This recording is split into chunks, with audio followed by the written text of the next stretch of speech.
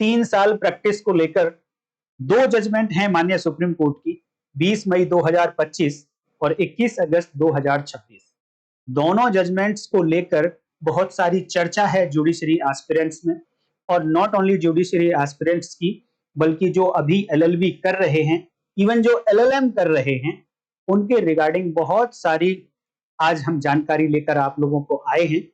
क्योंकि आप लोगों के क्वेश्चन हैं, तो मेरी ड्यूटी बनती थी कि उन पर थोड़ा वर्क किया जाए और वर्क करने के बाद एक लॉजिकल आंसर आप लोगों को दिया जाए। तो हमारे साथी हैं मिस्टर सौरभ जी। इन्होंने बहुत सारे क्वेश्चंस तैयार किए हैं जो जेन्युइनली उठने चाहिए दोनों जजमेंट्स को पढ़ने के बाद, और उन क्वेश्चंस के आंसर मैंने तलाश करने की कोशिश की है, और मैं पूरी भरसक प्रयास करूंगा अपने कि आपको साधारण शब्दों में हर एक क्वेश्चन का प्रॉपर आंसर दिया जाए। तो हमारे साथी हैं क्वेश्चन रखेंगे।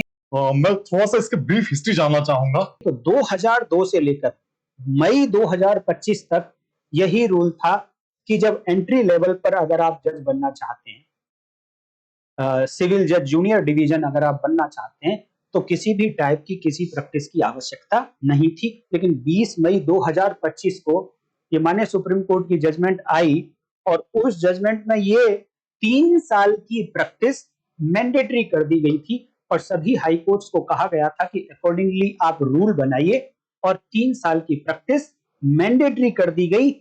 किस पॉइंट पर?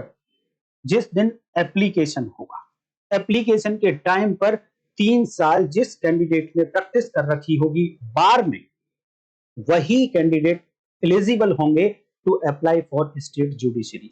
जजमेंट तो देखिए, जो मई 2025 वाला जजमेंट है, ये भी आप पढ़ेंगे तो एटलीस्ट 63 जजमेंट का 63 पेजेस का जजमेंट है, और जो ये आया है 21 अगस्त 2026 को, ये भी 45 पेज का जजमेंट है। आप पढ़ने जाएंगे, हो सकता है कंफ्यूज भी हो जाएंगे, बट मैं आपको ना एक लाइन में बता देता हूं कि 21 अगस्त 2026 वाले में हुआ क्या। 21 अगस्त 2026 की जजमेंट में माननीय सुप्रीम कोर्ट ने ये कहा है कि हमें जब जज की सीट पे किसी कैंडिडेट को बैठाना है, तो 3 साल का एक्सपीरियंस हमें चाहिए ही चाहिए। तो सर, जो अभी जजमेंट आया है, पिछले वाले जजमेंट को यहाँ पे ओवररूल किया गया है। देखिए, आप अगर लास्ट में जाएंगे, लास्ट पेज 45, तो उस पेज पर पॉइंट नंबर 10 है। उस पॉइंट नंबर 10 में क्लियर कट लिखा है, the review petition is dismissed.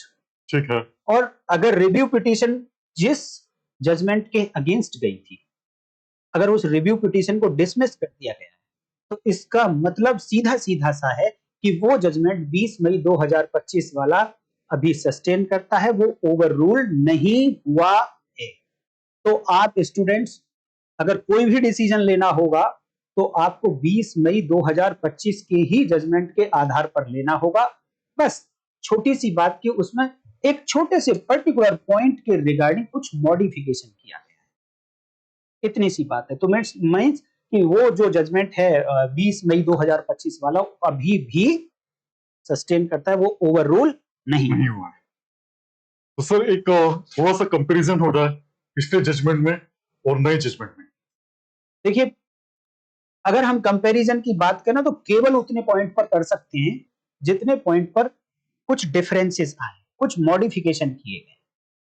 तो 20 मई 2025 वाले जजमेंट में ये क्लियर किया गया था कि वो कैंडिडेट जो एक स्टेट जुडिशरी में डिजायरस है और अप्लाई करना चाहता है, तो उसने 3 साल का प्रैक्टिस बार में कंप्लीट कर रखी हो at the time of application, वही व्यक्ति सिविल जज जूनियर डिवीजन के लिए अप्लाई कर सकता था। लेकिन अब क्या हुआ है, इस जजमेंट में अभी भी 3 साल का एक्सपीरियंस तो चाहिए, बट डिफरेंस इतना सा आया है कि मई 2025 वाले जजमेंट में 3 साल का एक्सपीरियंस चाहिए था at the date of application, जब आप अप्लाई कर रहे हैं। लेकिन 21 अगस्त 2026 वाले जजमेंट में 3 साल का एक्सपीरियंस उस दिन चाहिए जिस दिन आपका अपॉइंटमेंट हो रहा है, एज ए सिविल जज जूनियर डिवीजन अपॉइंटमेंट हो रहा है। मैं रिपीट करके आप लोगों को बताना चाहूंगा कि अपॉइंटमेंट होना as a senior, as a civil जज जूनियर डिवीजन एक अलग है, और वो 3 साल के एक्सपीरियंस के बाद ही होगा। उसका एक प्रोसेस बताया गया है, वो अभी मैं आप लोगों को समझाऊंगा। लेकिन इस 3 साल के पीरियड को, इस 3 साल के एक्सपीरियंस को इन्होंने स्ट्रक्चर्ड कर दिया है, डिवाइड कर दिया है। पहले क्या था, एप्लीकेशन के टाइम पर बार में चाहिए सीधा सीधा 3 साल का एक्सपीरियंस, चाहे वो कभी का एक्सपीरियंस हो, चाहे वो कभी का भी हो। ये नहीं कि जिस दिन आप कंटिन्यूटी की आवश्यकता नहीं थी। लेकिन कंट्रेरी, जब आप हायर जुडिशरी की बात करते हैं तो वहां पर 7 साल का एक्सपीरियंस चाहिए, जो रजनीश जजमेंट में आया है, जो रजनीश जजमेंट में आया है। 7 साल का एक्सपीरियंस चाहिए हायर जुडिशरी के लिए, और उसमें जिस दिन आप अप्लाई कर रहे हैं उस दिन भी आप प्रैक्टिस में होने चाहिए, और जिस दिन आपका अपॉइंटमेंट होगा उस दिन भी आप प्रैक्टिस में होने चाहिए।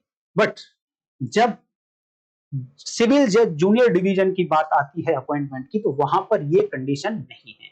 आपने 1 साल प्रैक्टिस की, बीच में गैप हो गया, कोई बात नहीं, but you are still eligible because you have completed 1 year practice at bar. ठीक। तो अब इसका स्ट्रक्चर्ड किस तरीके से किया गया है नए वाले जजमेंट में? उन्होंने कहा है कि 1 साल की प्रैक्टिस तो चाहिए हमको बार की जैसे ही 1 साल की प्रैक्टिस पूरी हो जाएगी, देन अब कैंडिडेट एलिजिबल होगा अप्लाई करने के। एप्लीकेशन के बाद प्रोसेस होगा सिलेक्शन का। अब इस सिलेक्शन प्रोसेस में एग्जाम होगा, और ये सारी फॉर्मेलिटी होने के बाद जब रिजल्ट आया, रिजल्ट में आपका अगर सिलेक्शन हो गया, तो अब आपको ट्रेनिंग पे जाना पड़ेगा 1 साल के लिए। स्टेट जुडिशियल अकेडमी में ट्रेनिंग पे जाना पड़ेगा कितने दिन के लिए? 1 साल के लिए।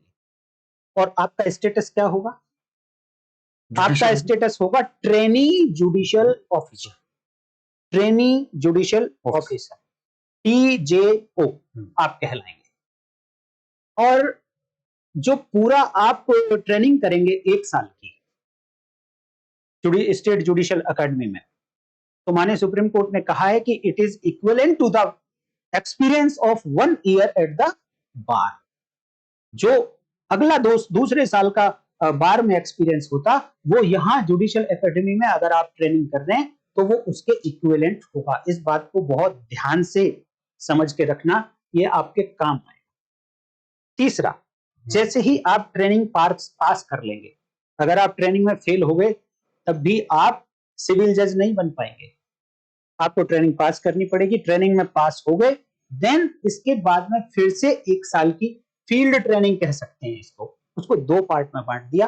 पहले 6 महीने की ट्रेनिंग आपको डिस्ट्रिक्ट कोर्ट में करनी पड़ेगी, दूसरी 6 महीने की ट्रेनिंग सिटिंग हाई कोर्ट जज के पास करनी पड़ेगी, और इसका नाम दिया है लॉ क्लर्कशिप। तो ये 1 साल का जो लॉ क्लर्कशिप का पीरियड होगा, it is also equivalent to the 1 year practice at the bar में माना जाएगा कि जिस तरीके से आपने बार में 1 साल की प्रैक्टिस करी हो, तो ये भी वही होगा। टोटल मिलाकर 3 साल की प्रैक्टिस हो गई। अब इसके बाद हाई कोर्ट के जो सिटिंग जज होंगे वो अपनी असेसमेंट करेंगे, कोई आपकी असेसमेंट करेंगे। एम्यूलमेंट्स इस दौरान दिया जाएगा? हाँ, एम्यूलमेंट्स के रिगार्डिंग ये है, देखिए रिम्यूनरेशन वर्ड यूज नहीं हुआ है, सैलरी वर्ड यूज नहीं किया है इन्होंने, क्योंकि आपका अभी भी अपॉइंटमेंट नहीं हुआ है एज ए सिविल जज। आप अपने माइंड में ये सेट कर लीजिए। तो आपको जो पैसा मिलेगा वो कितना मिलेगा? Half of the salary of judicial magistrate first class. और सैलरी वर्ड यूज नहीं किया, रिम्यूनरेशन वर्ड यूज किया है। उस स्टेट के, जिस स्टेट में आपका सिलेक्शन हुआ, उस स्टेट के जो जुडिशियल मैजिस्ट्रेट फर्स्ट क्लास होते हैं, उनको जितना रिम्यूनरेशन मिलेगा उसका हाफ आपको कंप्लीट पीरियड ऑफ ट्रेनिंग मिलेगा। जो 1 साल की ट्रेनिंग है तब भी मिलेगा, और 1 साल के बाद जो 6 महीने के 2 पार्ट होंगे तब भी आपको वही मिलेगा, और वो फिक्स होता है।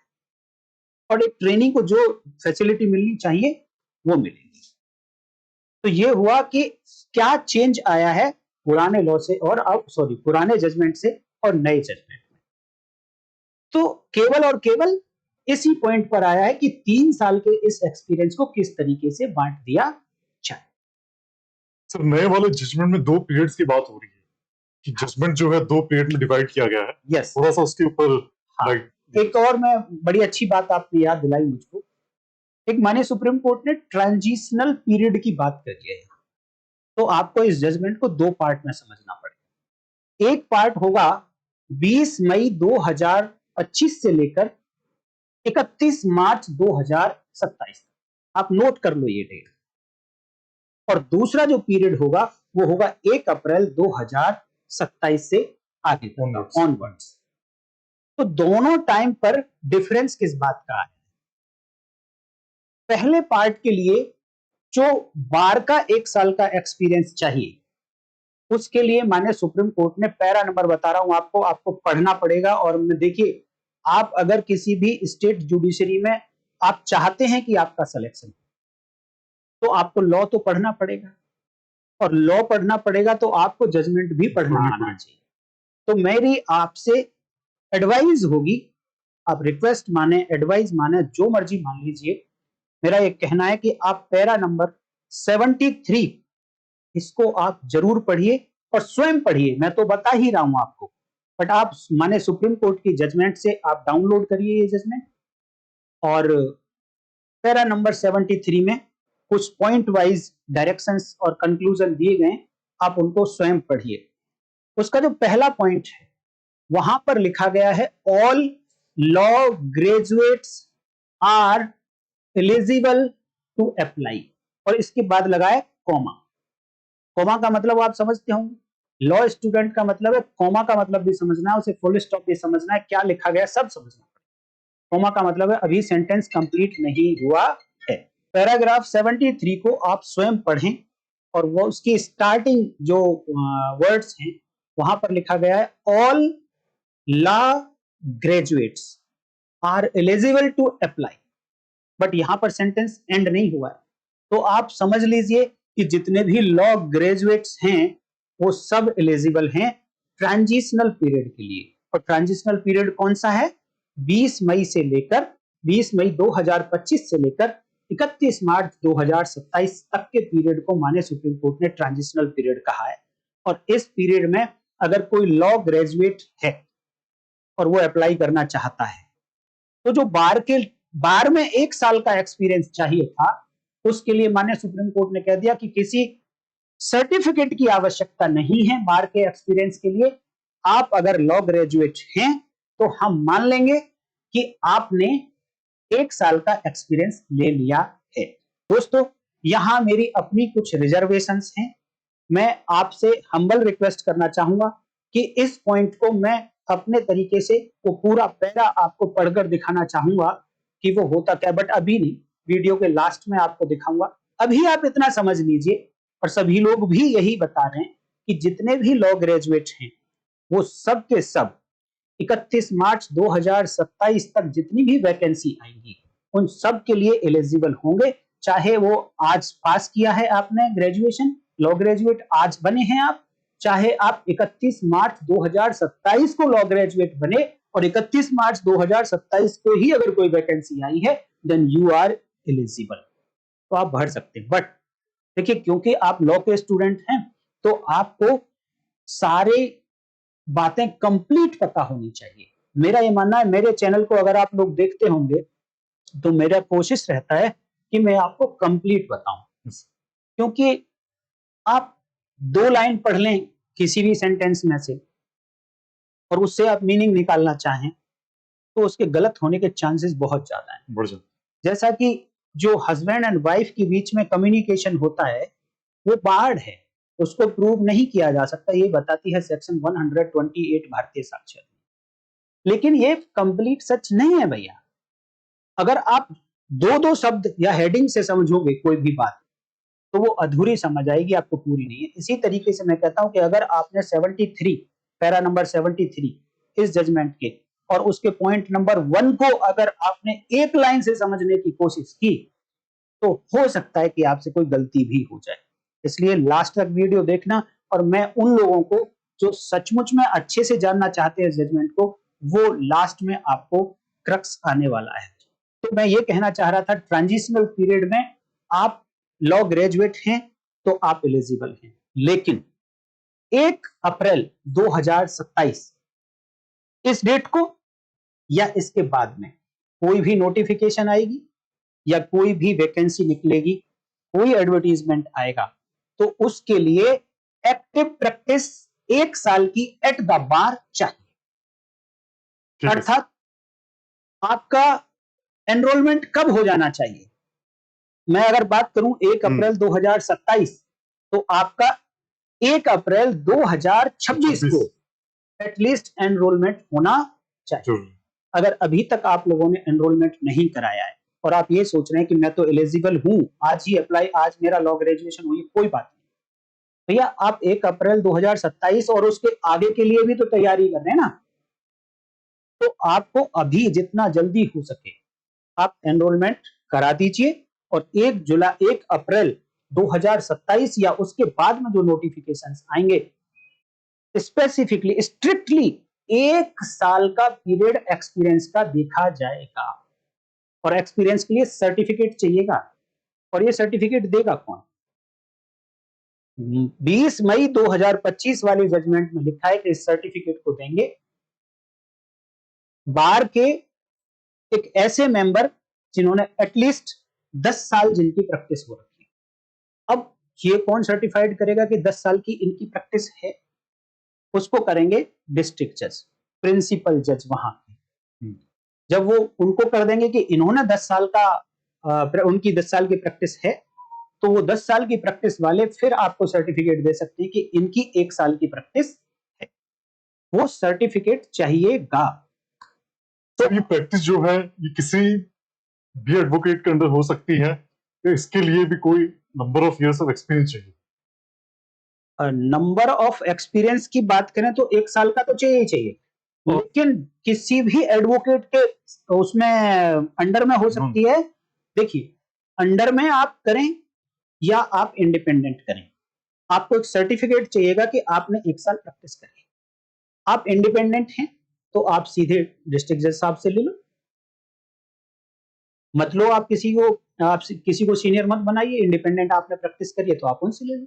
अगर आप किसी के साथ प्रैक्टिस करी है आपने, आप उनसे सर्टिफिकेट लेना चाहते हैं, तो उनको पहले सर्टिफाइड होना पड़ेगा कि उन्होंने 10 साल की सर्विस है, तो उनकी 10 साल की प्रैक्टिस है या नहीं। जब वो प्रैक्टिस का सर्टिफिकेट उनके पास होगा, देन फिर ये आपको सर्टिफिकेट दे सकते हैं। तो अगर किसी के अंडर नहीं करना है तो कोई बात नहीं, उससे कोई फर्क नहीं पड़ता है, तो सर्टिफिकेट लेकिन जरूर चाहिए। ठीक है। तो ये 2 पार्ट में हुआ।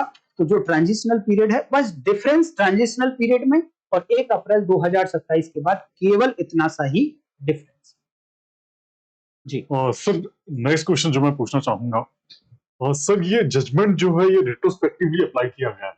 जी जजमेंट आया तो 21 अगस्त 2026 को है, मगर इसका जो इफेक्ट है वो 20 मई से लागू किया गया है, 2025 20 मई से। जी तो सर इसके दौरान, हालांकि मुझे लगता नहीं कि कोई स्टेट ने अपना जुडिशियल सर्विसेज कंप्लीट करवाया हो प्रोसेस इस दौरान, अगर किसी स्टेट ने ऐसा करवाया है तो क्या इस जजमेंट का कुछ कैंडिडेट्स पे इम्पैक्ट पड़ सकता है? देखिए, ये एक वीडियो मैंने पहले भी डाली थी, अपनी इंडिपेंडेंट वीडियो थी मेरी, तो उसमें भी मैंने ऐसा क्वेश्चन उठाया था। बट क्वेश्चन आपका जायज है, लेकिन हुआ ये था कि जैसे ही 20 मई 2025 को जजमेंट आई थी और जब इसकी रिव्यू पिटीशन आई तो वो भी जल्दी आ गई थी। उस रिव्यू पिटीशन को एडमिट करते हुए माननीय सुप्रीम कोर्ट ने डायरेक्शन दे दी थी कि अभी कोई स्टेट ऐसा एग्जाम ना ले, कोई ऐसी वैकेंसी ना निकाले। तो जनरली तो स्टे हो गया था, लेकिन अगर जब तक ये स्टे ऑर्डर आया और 20 मई 2025 के बीच में अगर कुछ हो गया था, तो उसके लिए 2 बातें हो सकती हैं कि हो सकता है कि वो प्रोसेस अभी चल रहा हो सकता है कि प्रोसेस कंप्लीट हो गया, और तीसरा एक और हो सकता है कि एप्लीकेशन आया और 3 साल चाहिए था उस समय और 3 साल का एक्सपीरियंस है नहीं, तो बहुत सारे बच्चे उसको नहीं अप्लाई कर पाए होंगे, ठीक है। इस कारण से कि उनका 3 साल कंप्लीट नहीं हुआ। तो वो बच्चे अभी उस प्रोसेस में पार्टिसिपेट कर पाएंगे या नहीं कर पाएंगे, क्योंकि ये जो जजमेंट है अब 20 मई के बाद से ही लागू माना जाएगा, 20 मई 2025 के बाद से। तो देखिए इस बात को डिसाइड करेंगी कंसर्न हाई कोर्ट कि वो अगर एप्लीकेशन क्लोज हो गया है, प्रोसेस शुरू नहीं हुआ है, तो हो सकता है कि वो अपनी एप्लीकेशंस को एक्सटेंड कर दें, और अगर प्रोसेस हो गया है तो फिर वो हाई कोर्ट ही डिसाइड करेंगे कि इसमें क्या हो सकता है। बट यहाँ पे जो एक और प्रॉब्लम मुझे दिखाई दे रही है वो ये दिखाई दे रही है कि 2025 मई तब से लेकर 21 अगस्त 2026 तक ये जो पीरियड रहा है, 1 साल और 3 महीने के आसपास का, इस पीरियड में कोई वैकेंसी नहीं आई सपोज, तो इस पीरियड में बहुत सारे बच्चे होंगे जिनकी एज लिमिट क्रॉस कर गई होगी।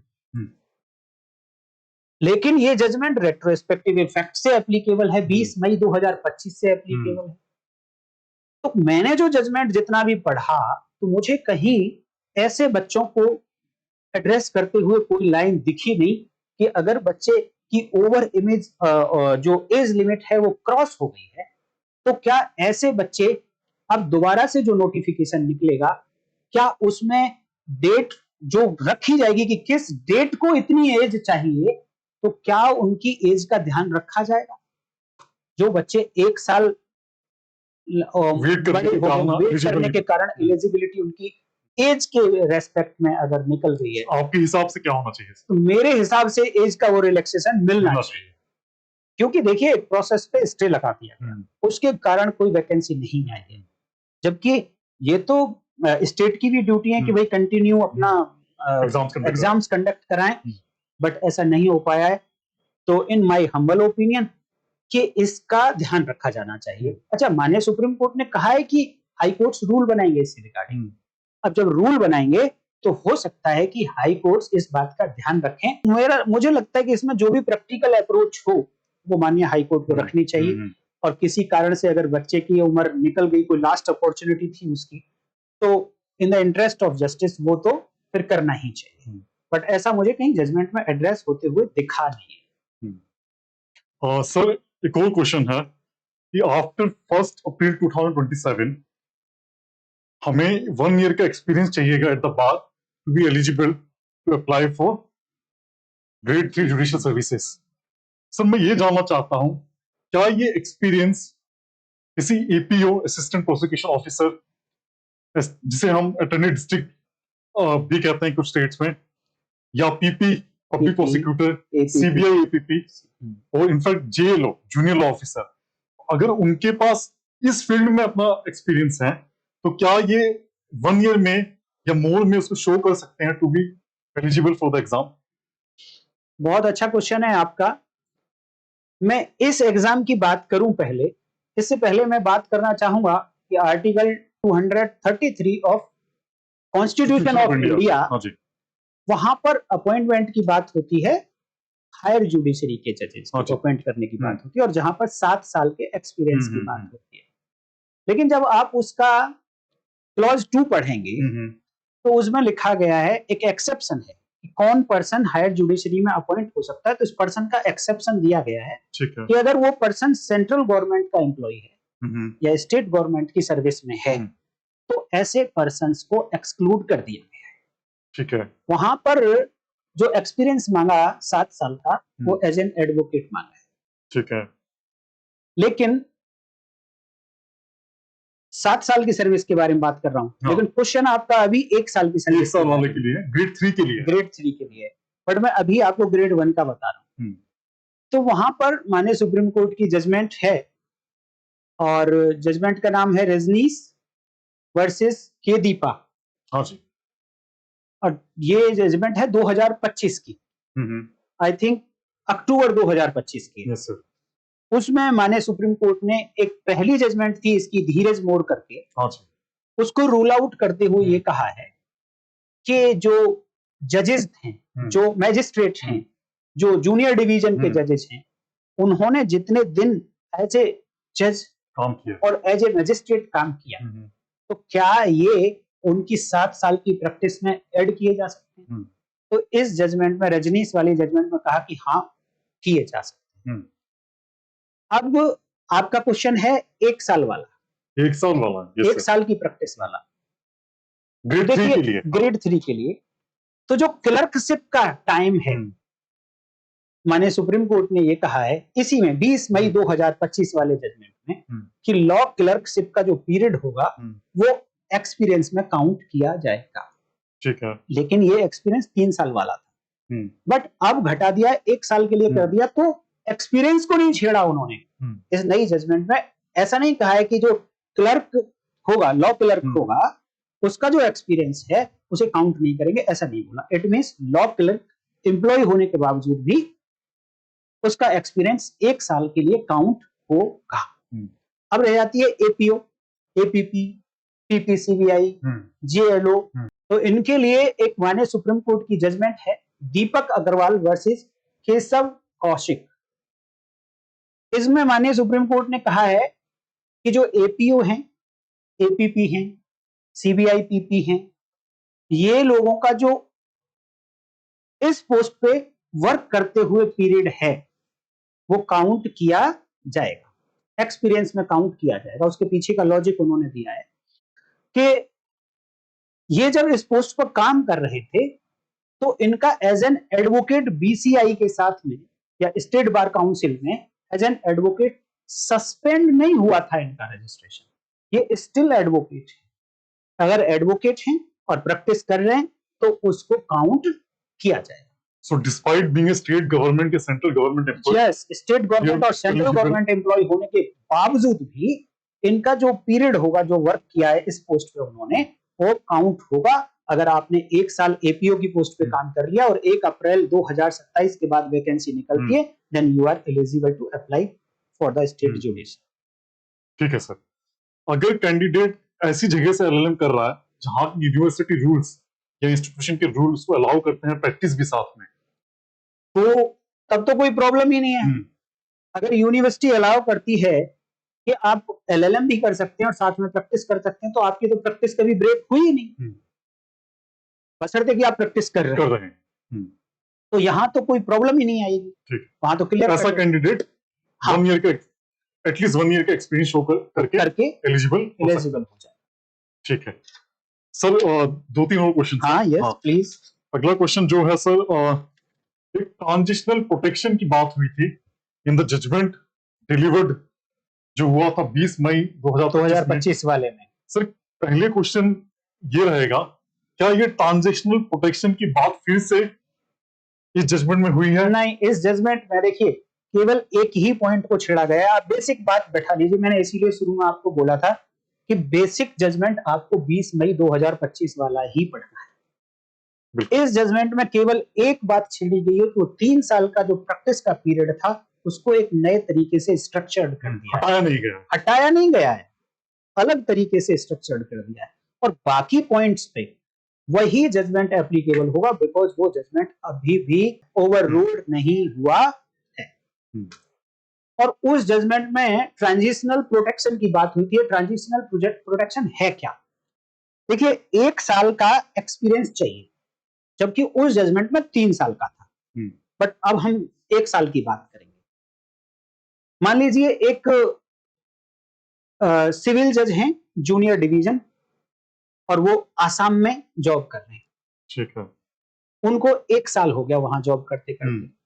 वैकेंसी निकली दिल्ली में, वो चाहते हैं कि मैं दिल्ली में सेलेक्ट हो जाऊं, तो अब उन्होंने दिल्ली वाला फॉर्म अप्लाई कर दिया। आफ्टर 1 अप्रैल 2027। आफ्टर 1 अप्रैल 2027 की बात कर रहा हूं। अब उन्होंने जब ये फॉर्म यहां अप्लाई किया तो क्वेश्चन उठता है, इनके पास क्या 1 साल का एक्सपीरियंस है? उन्होंने कहा कि मैंने 1 साल एज एन सिविल जज जूनियर डिवीजन वर्क किया है आसाम में, तो मुझे 1 साल का एक्सपीरियंस है। तो क्या ये 1 साल का एक्सपीरियंस काउंट किया जा सकता है? यही है ट्रांजिशनल प्रोटेक्शन। मतलब एक स्टेट से आप दूसरे स्टेट में जब ट्रांजिट करना चाहते हैं तो आपको आपकी सर्विस का प्रोटेक्शन मिलेगा। आपकी सर्विस अगर 1 साल की वहां हो गई है तो वो काउंट की जाएगी। इसका मतलब वो जज मस्ट बी अपॉइंटेड बिफोर या ऑन 1 अप्रैल 2026। 1 April 2026, yes. हाँ, तभी तो उसको 1 साल पूरा होगा। सर लास्ट क्वेश्चन जो मैं पूछना चाहूंगा, हायर जुडिशियल सर्विसेज में एलिजिबल होने के लिए हमारे पास मिनिमम 7 साल का एक्सपीरियंस का रिक्वायर्ड है। It could be as an advocate 7 साल कंटिन्यूड प्रैक्टिस हो, या it could be as a जज आपने 7 साल सर्व किया हो, या कॉम्बिनेशन ऑफ ऑफ एडवोकेट और एडवोकेट जजशिप। And judgeship. तो सर अब जो जजमेंट आया है कल 21 अगस्त को जो जजमेंट आया है, उसके बाद अगर आपको ग्रेड 1 पे एलिजिबल बनना है तो आपको 7 साल की प्रैक्टिस एज ए जज होना होगा या 9 साल एज ए जज होना होगा, क्योंकि पहले के इनिशियल 2 ईयर तो आप जुडिशियल ट्रेनिंग ऑफिसर ही रह जाएंगे। हाँ, बहुत अच्छा क्वेश्चन है कि अगर मान लीजिए आप सिविल जज जूनियर डिवीजन अपॉइंट हो गए, तो इसके लिए आपको 1 साल की, तो मैं ये बात कर रहा हूं 1 अप्रैल 2027 के बाद की, आपको 1 साल का तो एक्सपीरियंस बार का हो गया, हाँ 1 साल की ट्रेनिंग का एक्सपीरियंस हो गया, ठीक है, 1 साल की वो 6-6 महीने का जो 2 पीरियड है फील्ड में जजेस साहब के साथ में, वो 1 साल का वो एक्सपीरियंस हो गया। अब 3 साल के एक्सपीरियंस के बाद जो इस जजमेंट में भी कहा गया है कि एक्सपीरियंस तो हमें 3 साल का ही चाहिए, अब आपकी अपॉइंटमेंट हो गई एज ए सिविल जज जूनियर डिवीजन। अब आप इसको अपग्रेड करना चाहते हैं और ग्रेड 1 में जाना चाहते हैं, जहां 7 साल की प्रैक्टिस की रिक्वायरमेंट है। तो आपका क्वेश्चन है कि क्या ये 3 साल मेरे वहां पर काउंट हो जाएंगे और मैं केवल 4 साल और सर्विस करूं, तो फिर मैं क्या एग्जाम दे सकता हूं हायर जुडिशरी के लिए, या हमें रिक्वायरमेंट है पूरे 7 साल, या फिर रिक्वायरमेंट होगी कि इसके अपॉइंटमेंट होने के बाद पूरे 7 साल आप सर्विस करें, या पहले 2 साल तो काउंट ही नहीं होंगे, उसके बाद 7 साल। पहले 2 साल तो आप जज हो ही नहीं, पहले 2 साल तो आप ट्रेनर हो। यस।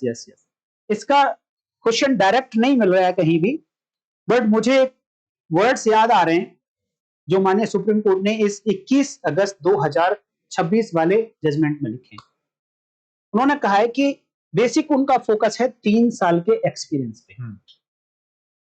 और फोकस करते करते उन्होंने कैसे स्ट्रक्चर किया कि 1 साल का बार में एक्सपीरियंस हो गया, उन्होंने कहा 1 साल की हम ट्रेनिंग देंगे स्टेट जुडिशियल एकेडमी में, और उन्होंने एग्जैक्ट ये लिखा है कि यहां जो 1 साल ट्रेनिंग लेगा वो trainee judicial officer, it is equivalent to 1 year experience at bar. उन्होंने कहा है कि ये जो ट्रेनिंग हुई ये बार में 1 साल प्रैक्टिस के एक्सपीरियंस के बराबर होगा। फर्दर 6-6 महीने के जो 2 स्पेल हैं वो भी 1 साल हो गया। उसके लिए भी उन्होंने लिखा है कि ये जो 1 साल की फील्ड ट्रेनिंग है, field training exact word use नहीं करे उन्होंने, क्लर्कशिप, लॉ क्लर्कशिप का पीरियड है 1 साल का, ये भी equivalent to 1 year practice at bar होगा। अर्थात कि ये जो ट्रेनिंग हुई थी, लॉ क्लर्कशिप हुई थी, दोनों को बार के एक्सपीरियंस के इक्विवेलेंट माना है। इट मींस ये दोनों साल का जो पीरियड है ये प्रैक्टिस में काउंट किया जाएगा। इट मींस 3 साल आपको ऑलरेडी हो चुके हैं, अब आप 4 साल जज रहने के बाद जूनियर डिवीजन या 4 साल मजिस्ट्रेट रहने के बाद आप हायर जुडिशरी के लिए अप्लाई कर सकते हैं। ऐसी इंटरप्रिटेशन मैं करने की कोशिश कर रहा हूं, एग्जैक्ट नहीं लिखा गया है। इसका मतलब ना तो 7 साल ना 9 साल, हाँ, इनफैक्ट आप 4 साल एक्सपीरियंस एज ए जज के बाद you will be eligible for higher judiciary. ठीक।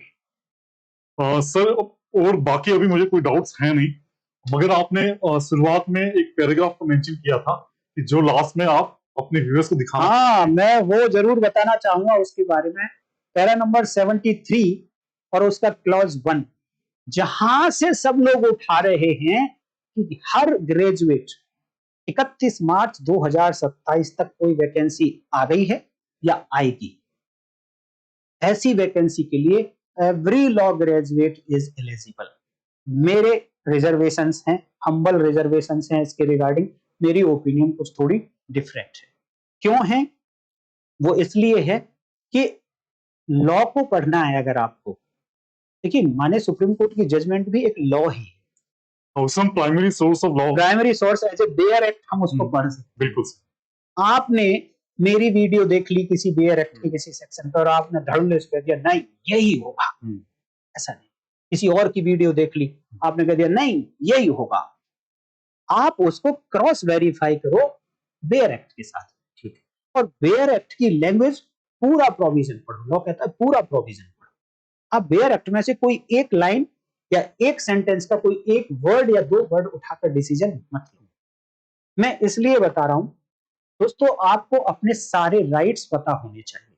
आप कहां पर कमजोर हैं, कहां पर आप पावरफुल हैं, ये आपको पता होना चाहिए, जिससे कि कभी रेमेडी आपको मांगनी पड़ जाए तो आप प्रॉपर रेमेडी मांग सकें और धड़ल्ले से मांग सकें।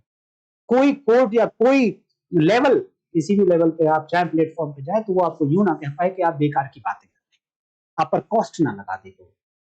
तो मैं आपको दिखाना चाहता हूं कि जो 73 क्लॉज 1 है वो कहती क्या है। देखिए मेरा ये मानना है कि यहाँ पे माननीय सुप्रीम कोर्ट ने ये कह दिया कि ऑल लॉ ग्रेजुएट्स, तो बेसिकली तो जनरली वो ये कहना चाह रहे हैं जितने भी लॉ ग्रेजुएट्स हैं shall be eligible to apply. पहला सेंटेंस तो चाहे 31 मार्च 2027 को अगर कोई वैकेंसी आई और 31 मार्च 2027 को ही वो लॉ ग्रेजुएट हुआ है तो वो उसमें अप्लाई कर सकता है, अगर इसी पहली लाइन को आप पढ़ें। बिल्कुल उसमें कोई दो राय नहीं है। नहीं, बिल्कुल। लेकिन अब आगे पढ़ते चले जाएं, क्योंकि देखिए हमें लॉ के स्टूडेंट हैं तो लॉ के स्टूडेंट को कभी एक लाइन पढ़ के मीनिंग तो नहीं निकालना चाहिए, उसको पूरा का पूरा पैरा तो एटलीस्ट पढ़े। हालांकि हमें पूरा जजमेंट पढ़ना चाहिए बट एटलीस्ट पूरा पैरा तो पढ़ें। तो आगे की लाइन कहती है not with standing the 3 year practice requirement. उन्होंने कहा है कि वो सभी लॉ ग्रेजुएट चाहे उन्होंने 3 साल की प्रैक्टिस करी या नहीं करी, वो लॉ ग्रेजुएट एलिजिबल होंगे। तो मेरा ये कहना है, क्या ये 3 ईयर की प्रैक्टिस में 1 ईयर प्रैक्टिस भी है क्या? माने सुप्रीम कोर्ट ने यहां पर क्यों नहीं लिखा कि irrespective of any type of practice? लिखने को ये भी तो लिख सकते थे, बिल्कुल, not with standing of any type of practice, any period of practice नहीं लिखा। उन्होंने लिखा है हम 3 ईयर प्रैक्टिस की रिक्वायरमेंट नहीं रखते, क्योंकि बेसिक फंडा 3 ईयर प्रैक्टिस का ही था उनके सामने। आगे की लाइन और पढ़ो, वो और कुछ आइडिया देती है। कहती है having regard to the fact that more than 1 year has elapsed since the judgment under review was pronounced। और वो जो जजमेंट अंडर रिव्यू है वो है 20 मई 2025।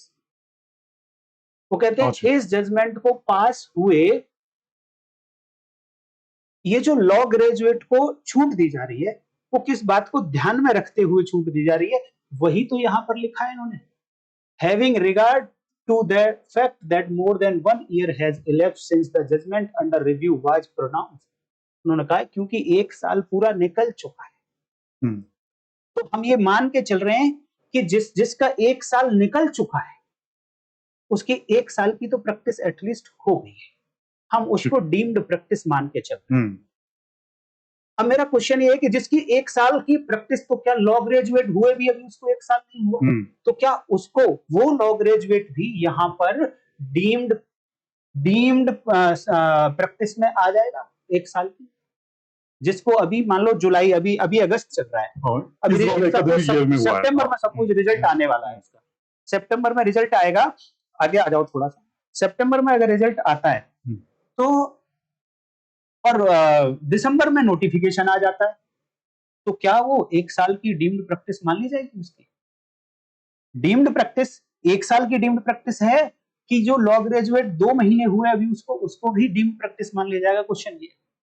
देखिए पहली लाइन आप पढ़ोगे तो जनरल बात तो यही है कि ऑल लॉ ग्रेजुएट, चाहे उसको 2 दिन हुए लॉ ग्रेजुएट हुए, वो यहाँ एलिजिबल हो, चाहे वो नोटिफिकेशन वाले दिन, चाहे नोटिफिकेशन वाले दिन लॉ ग्रेजुएट हुआ।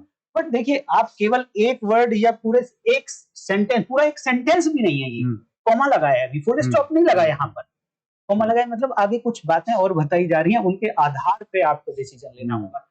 तो 2 बातें हैं। पहली बात तो क्या इस 3 ईयर प्रैक्टिस में 1 ईयर भी नहीं है, 1 ईयर भी नहीं है। दूसरा, उन्होंने किस बात को ध्यान में रखते हुए ये डिसीजन लिया? उन्होंने कहा भैया 1 साल ऑलरेडी इस जजमेंट को पास हुए निकल चुका है, तो हम मानेंगे कि उन्होंने 1 साल प्रैक्टिस करनी, क्योंकि इस बीच में डिलेमा में थे सब कि क्या करें क्या ना करें। तो उन्होंने कहा कि जिसको 1 साल निकल गया हम मान लेते हैं कि रिस्पेक्टिव ऑफ द फैक्ट उन्होंने रजिस्ट्रेशन करवाया है, करवाया नहीं कराया, बट एटलीस्ट प्रैक्टिस के लिए एलिजिबल तो होना चाहिए था वो इस एक साल में। अगर कोई व्यक्ति प्रैक्टिस के लिए एलिजिबल ही नहीं था तो क्या उसकी भी डीम्ड प्रैक्टिस मान ली जाएगी due to because this all graduates only 2 words, या पूरा ये एक कॉमा पूरा सेंटेंस भी नहीं है। मेरा ये डाउट है। सर वैसे तो इंट्री केसेस जो आगे और आगे पढ़ते हैं क्योंकि अभी पूरा पैरा तो पढ़े, जैसा आपने बोला है तो पूरा पैरा तो एटलीस्ट पढ़ना ही पड़ेगा। सच कैंडिडेट्स, अब क्वेश्चन आता है ये सच किसके लिए वर्ड यूज हुआ है, सच कैंडिडेट्स, क्योंकि ऊपर all law graduate word use हुआ था, यहाँ सच कैंडिडेट आ गया। इट मींस ये कह रहे हैं कि जो ग्रेजुएट हैं वही कैंडिडेट होंगे, और सच का मतलब ऑल लॉ ग्रेजुएट्स, और वो वाले जिनको हम हैविंग रिगार्ड से समझ रहे हैं या जिनको notwithstanding 3 year practice requirement से समझ रहे हैं। तो such candidate shall for the purpose of their applications be deemed to have complete 1 year of active practice। वो कह रहे हैं जो हमें एक्टिव प्रैक्टिस 1 साल की चाहिए थी उसको हम मान लेंगे कि उन्होंने वो प्रैक्टिस पूरी कर ली। लेकिन डीम्ड प्रैक्टिस के लिए भी मेरा ये मानना है कि आप कोई भी जजमेंट, कोई भी लॉ, कोई भी सेंटेंस, कुछ भी आप बोलेंगे उसके पीछे कुछ रीजंस तो चाहिए ना। हम कह रहे हैं कि हम डीम्ड प्रैक्टिस मान रहे हैं, मान लेते हैं, लेकिन डीम्ड प्रैक्टिस के लिए कुछ तो लॉजिकल हो। जैसे कि हमने देखा ना, प्रिजम्पशन की बात करते हैं, बर्डन ऑफ प्रूफ की बात करते हैं कि हमें प्रिज्यूम कर लेना, लेकिन खाली हवा में तो प्रिज्यूम नहीं करते ना, उससे पहले कुछ फैक्ट, हमें फंडामेंटल फैक्ट प्रूव करने होते हैं। इसी तरीके से बर्डन ऑफ प्रूफ अगर हमें शिफ्ट करना है तो पहले कुछ बताना होता है ना। तो क्या यहाँ पर डीम्ड प्रैक्टिस के लिए कुछ भी नहीं, ऑल लॉ ग्रेजुएट और डीम्ड प्रैक्टिस, बस इतना ही सफिशिएंट है। डीम्ड प्रैक्टिस के लिए केवल और केवल ग्रेजुएट हो जाना सफिशिएंट है। मतलब एक दिन का अगर लॉ ग्रेजुएट है तो उसको भी इक्विवेलेंट 1 साल की हो गई क्या? ये क्वेश्चन है। लॉजिक मेरे अकॉर्डिंग तो देखो, मेरी छोटी सी नॉलेज है, हम्बल ओपिनियन, कि मेरे अकॉर्डिंग एटलीस्ट 1 साल ग्रेजुएशन हुए तो हुआ हो इस ट्रांजिशनल पीरियड में, उसी को तो आप कह सकते हो कि हाँ 1 साल की प्रैक्टिस हो गई होगी उसकी। डीम्ड का मतलब ये नहीं है कि आप हवा में उठा के कह दिया डीम्ड प्रैक्टिस। माननीय सुप्रीम कोर्ट का यही कहना है, जितने भी ये वर्ड्स इस सेंटेंस में लिखे, इसमें यहां लिखे पैराग्राफ में, मेरा मानना है कि एटलीस्ट वो लॉ ग्रेजुएट जिसको 1 साल पास हो गया हो, जिस दिन वो नोटिफिकेशन आ रहा है, जिस दिन नोटिफिकेशन में रिक्वायरमेंट है कि उस डेट पे 1 साल होना चाहिए, तो उस डेट से 1 साल पहले एटलीस्ट वो लॉ ग्रेजुएट होना चाहिए। सर मगर अब क्वेश्चन आएगा आपकी तरफ से, हाँ बताएं। मगर बेनिफिट अगर बस उन्हीं को देना था जिनको 1 ईयर लॉ ग्रेजुएट हो गया है, तो मोस्टली तो उन्होंने तो एनरोलमेंट करवा लिया होगा। अब देखो मोस्टली पे और जनरली पे नहीं जाएंगे, नहीं कराया, बहुत सारे लोग नहीं करवाया होगा। तो देखो, जो आप ये कहना चाह रहे हैं कि जिन्होंने करा लिया था या नहीं कराया था उसके आधार पर हम डिसाइड करें, तो फिर मैं अगर, चलो मैं एक काम करता हूं, इसी बात को ऐसे समझते हैं कि इस बात को मान लेते हैं कि जिसको 2 महीने हुए ग्रेजुएट हुए, उसको भी यहां डीम्ड प्रैक्टिस ऑफ 1 ईयर मान लिया जाएगा। ठीक है साहब, थोड़ी देर के लिए मान लिया। तो अब इसका मतलब जो जजमेंट 20/5/2025 20 मई 2025 को आई थी, उसका क्या वो ओवररूल्ड हो चुकी है? अगर आप ऐसी इंटरप्रिटेशन निकालते हैं तो इट मींस वो ओवररूल हो चुकी है। ध्यान देना, ओवररूल हो चुकी है। लेकिन इस जजमेंट का ना मैं आपको क्रक्स दिखाता हूं कि उस जो पिटीशन आई उस जजमेंट के अगेंस्ट एटलीस्ट उसका असर क्या हुआ है, मैं आपको दिखा देता हूं। देखिए यहां पे क्या लिखा है जी, the review petition, point number 10 देखिए आप, the review petition hence stand dismissed. It means the judgment passed on 20th May 2025 has not been ruled out. Has not been changed. Had not been changed substantially. यहाँ पे से modification किया है। इसका मतलब still in my humble opinion कि केवल और केवल लॉ ग्रेजुएट हो जाना सफिशिएंट नहीं है। In my opinion at least 1 साल का ग्रेजुएशन का पीरियड तो हो, उसे ग्रेजुएट हुए 1 साल तो हो गए हो, क्योंकि आपको इस जजमेंट को भी बरकरार रखना है, क्योंकि पिटीशन डिसमिस हुई है, अलाउ नहीं हुई है। हम इसी पैराग्राफ को एक बार पूरा करते हैं। इसमें अभी कुछ और इंपॉर्टेंट बात मुझे लग रही है देखने में। यस सर, अगर ये चेंज हुआ होता, जजमेंट रूल ओवररूल हुआ होता, तो वहां पे क्या लिखा रहता? Review petition allowed, partially allowed, allowed, कुछ तो लिखा होता। सर, डिसमिस तो जब भी होता है ना, जब आर्गुमेंट के बाद। आर्गुमेंट के बाद होता है। पिटीशन डिसमिस हुई है, इट मींस आपकी प्रेयर जो थी बिल्कुल नहीं माना गया, और इट मींस जिस जजमेंट के ऑर्डर के अगेंस्ट आप आए थे उसको सब्सटेंशियली छेड़ा नहीं गया। छोटी मोटी चेंजेस करी जा सकती। पहले इन्होंने रिव्यू को एक्सेप्ट किया। हाँ, या तो एक्सेप्ट करते हैं, रिजेक्ट करते हैं। तो पहले एक्सेप्ट किया। एक्सेप्ट करने के बाद आर्ग्यूमेंट्स हुए। आर्ग्यूमेंट्स के बाद सिंस कोई मटेरियल चेंज नहीं है, एक मॉडिफाई किया है, तो इन्होंने इसको डिसमिस किया है।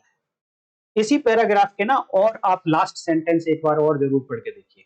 क्या आगे आप ऊपर की बातें आप समझ गए होंगे। आगे लिखा है, they shall not be required to furnish a separate certificate of practice in support of the said deemed period.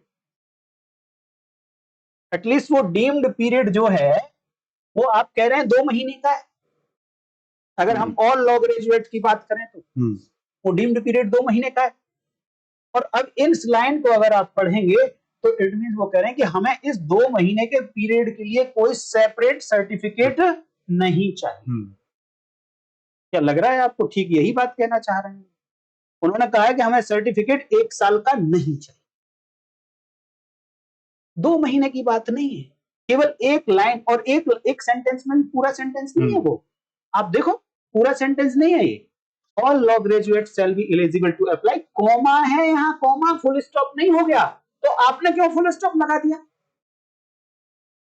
आप बिना आगे की बातें समझे पढ़े आप ये 2 वर्ड और पूरा आधा भी नहीं, एक चौथाई, कितनी लाइन है आप देख लो, 10 लाइन है तो 1/10 है ये सेंटेंस। उसके आधार पे आप डिसीजन थोड़ी ले सकते। तो मेरा तो यही मानना है। वो हम वीडियो चला देंगे जो रिकॉर्ड हुई थी। ठीक, thank you so much sir for your valuable time. कुछ क्वेश्चंस अगर और दिमाग में आते हैं? अभी तो बहुत सारे क्वेश्चंस और भी आएंगे। अभी तो जैसे जैसे ये जर्नी आगे बढ़ेगी तो क्वेश्चंस तो उठेंगे, no doubt. Time to time जो हमें समझ आएगा हम अपने व्यूअर्स के साथ जरूर शेयर करते रहेंगे, कोशिश रहेगी हमारी। थैंक यू कि आपने बड़ी मेहनत करके बहुत सारे क्वेश्चंस निकाले, आपके लिए भी बहुत बहुत धन्यवाद। जैसे ये जजमेंट आया तो ये कुछ डाउट्स मुझे आ गए थे। जेन्युइन है, ये डाउट्स आने ही चाहिए हर किसी के माइंड में। ठीक है sir, thank you so much, look forward to see you again sir. Thank you very much.